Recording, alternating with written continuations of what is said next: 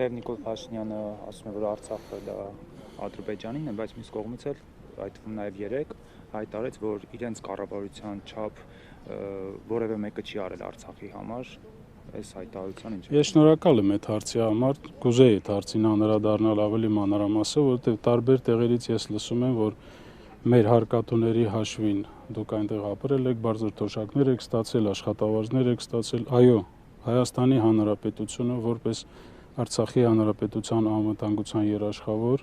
ևս աջակցություն ուներ ֆինանսական առումով եւ բոլոր առումներով, բայց դա չի նշանակում, որ մենք ձիրակերի նման այնտեղ նստած էինք եւ օգտվում էինք միայն Հայաստանի հարկատուների կողմից տրամադրված կամ պետբյուջեի կողմից տրամադրված գումարների։ Առաջինը այդ գումարները տրամադրվել են որպես միջպետական վարկ։ Դուք տեղյակ եք, որ Արցախի Հանրապետությունը չուներ մաքսային սահման Հայաստանի Հանրապետության հետ եւ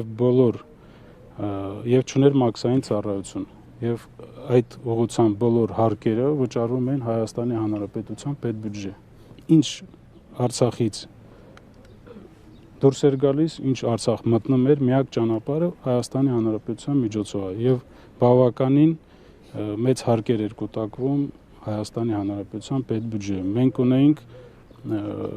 հանքարդյունաբերություն, ունեինք գյուղատնտեսություն,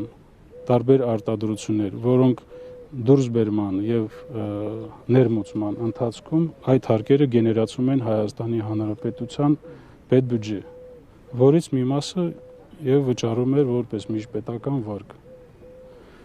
Բացի դրանից, Արցախը Հայաստանի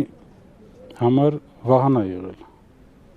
Եվ պարզ է, որ պետք է ամեն ինչ աներ, որ այդ վահանը լինի ամուր։ Եվ ես բազմաթիվ անգամ ասել եմ, որ առաջի հարվածը հենց արցախցիներն են վերցրել իրենց վրա։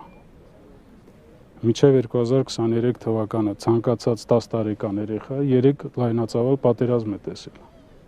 Ոնց կարելի ասել, որ մենք այնտեղ ձեզ պահել ենք, դուք դեռ լավ ապրել եք,